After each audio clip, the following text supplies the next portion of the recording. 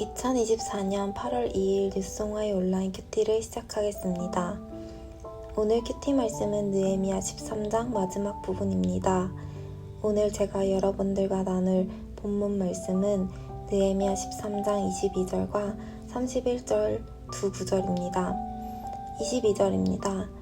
내가 또 레위 사람들에게 몸을 정결하게 하고 와서 성문을 지켜서 안식일을 거룩하게 하라 하였느니라. 내 하나님이여 나를 위하여 이 일도 기억하시옵고 주의 크신 은혜대로 나를 아끼시옵소서. 그리고 31절 말씀입니다. 또 정한 기한에 나무와 처음 익은 것을 드리게 하였사오니 내 하나님이여 나를 기억하사 복을 주옵소서. 아멘. 안녕하세요. 저는 임원단이자 임원단 그룹의 그룹장으로 섬기고 있는 유리입니다. 오늘로써 느헤미야 큐티가 마무리가 됩니다. 지금까지 느헤미야를 통해 우리에게 주신 하나님의 메시지를 굳게 새겨 다시 한번 하나님 안에서 영적인 회복과 은혜를 누리는 우리 모두가 되길 소망합니다. 13장 말씀을 잘 읽어보면 아시겠지만 느헤미야의 마지막 장은 완전한 해피엔딩이 아닙니다.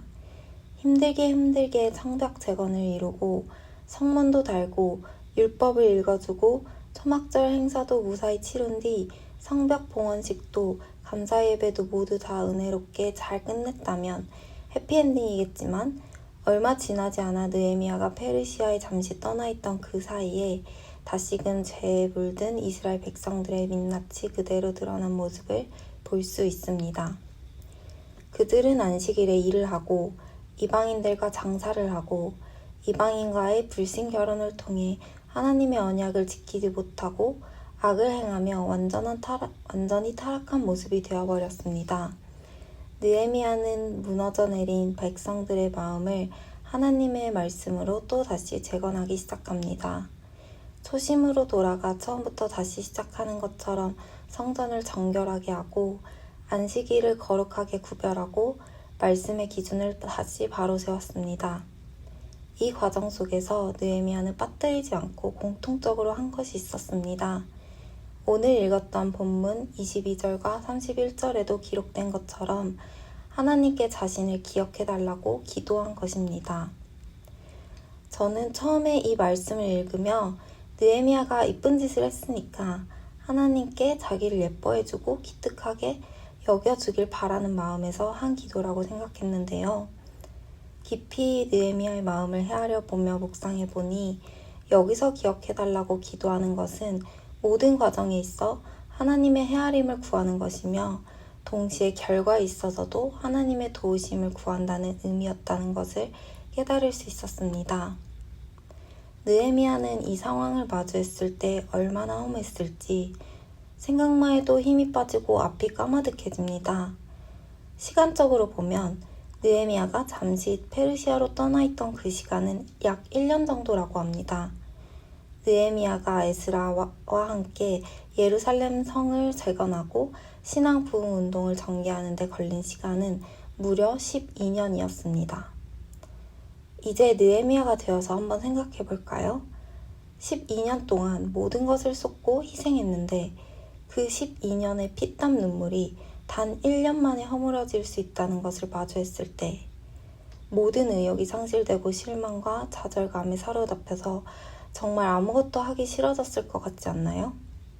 이 마음이 헤아려지니까 느헤미야가 처음부터 다시 시작하려 할 때 하나님을 전심으로 믿고 의지하지 못했다면 신앙개혁은 결국 느헤미야의 포기로 이뤄지지 못했을 수도 있겠다 싶기도 하더라고요. 하지만 느헤미야는 초심으로 돌아가 모든 게 다시 무너져 내려버린 그곳에서 다시 하나님과 함께 시작합니다. 절망스러운 상황 속에서 하나님의 도우심을 구하는 느헤미야의 심령과 그 기도가 얼마나 간절했을지 그 간절한 마음으로 주님께 나아와 도우심을 구할 때 주님께서는 그 심령과 마음을 귀하게 여기시고 기쁘게 받으셨기에 느헤미야를 통해 신앙개혁이 이뤄질 수 있도록 끝까지 함께 해주신 것이라고 믿게 됩니다. 오늘 말씀에 우리의 모습을 비추어 돌아보면 좋을 것 같습니다.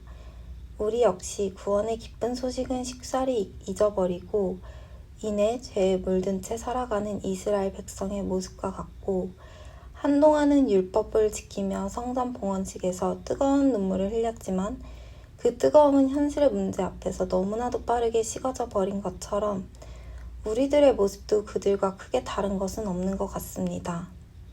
매주 하나님 뜻대로 말씀대로 살겠습니다 라고 결단하지만 시간이 지나면 또다시 그 더러운 죄 가운데 들어가 있는 우리들의 연약함을 고백하게 됩니다.